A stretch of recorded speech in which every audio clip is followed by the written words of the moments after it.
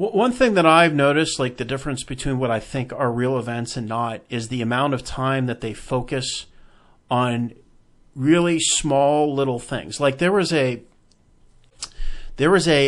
airplane that skid off the runway at Philadelphia International, and they literally spent the entire day. The news had cameras trained on the plane, had the aftermath videotaped, got reactions from the passengers.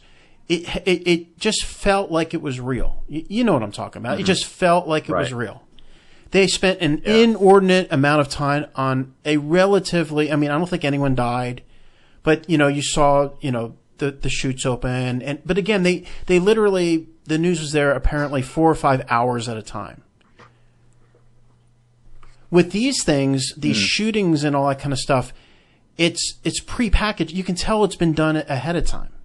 It's been like the Cuomo. Remember Cuomo, the governor of New York? He died like a couple of days ago or a week ago.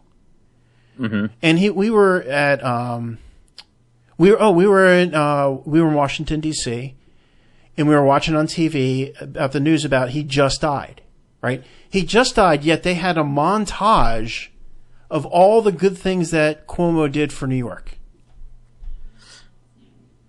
Now, really? if he just died, Chris, you know how long it takes to do a stinking video?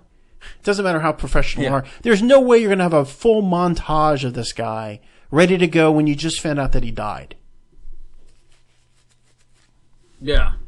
I mean, I'm sure anybody in a newsroom like that could probably throw it together a lot faster than I could. Right.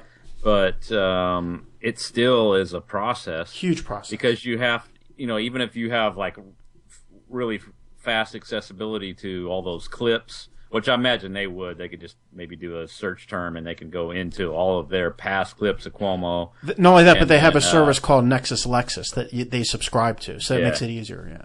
Yeah. Yeah, they have some pretty high-end stuff, I imagine. But, you know, you still have to make it all kind of flow and all kind of make it coherent and have some, you know, bed music or whatever they want to call it. All that stuff's got to go in there. And it's like, it's kind of time-consuming no matter what. And scripting it out to make sure there's no duplicates and that it all makes sense with the flow. That is a very long process. And they even talk about how the newsrooms have these packages ready to go in case someone dies. That to me is the legalistic way of them telling us that they're faking it. Oh, well, we have all the clips of Tim Russert, how great he was, just in case he dies. And then he died. Tim Russert, yeah. I actually got, that was the last time I spoke to my other side of the family, because I remember when Tim Russert died, I was just beside myself. I'm like, I think it was Thanksgiving or something like that. I was like, how do we know he died? And my entire family was like flipping out on me because it's on the news. Of course he died. And they haven't spoken to me since. I remember that was like a defining moment. Tim Russert. I've kind of developed my thinking about all this stuff kind of recently. It kind of occurred to me. I don't know if you want to call it epiphany or whatever, but it kind of goes like this. Video and pictures are not proof of anything. No. Now we're conditioned to accept imagery or film and pictures as proof, but they never have been proof of anything.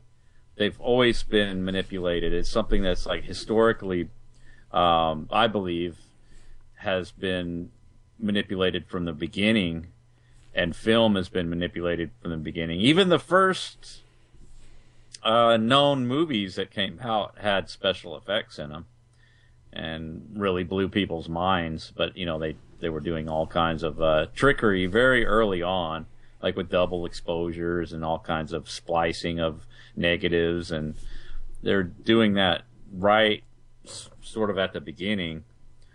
You know, like you get those photograph of Abraham Lincoln's head on John C. Calhoun's body, and you can't freaking tell, man. They did a fantastic job. I mean, it looks perfect. And then there's all these Civil War pictures or where they just, oh yeah, we just add guy in later, and you can't tell. And that was in photography started kicking in around the middle of the 1800s, and then 1849ish. Started 1849. Yeah, there you go, 1849ish. Yeah, give or take. And then I don't think it got into newspapers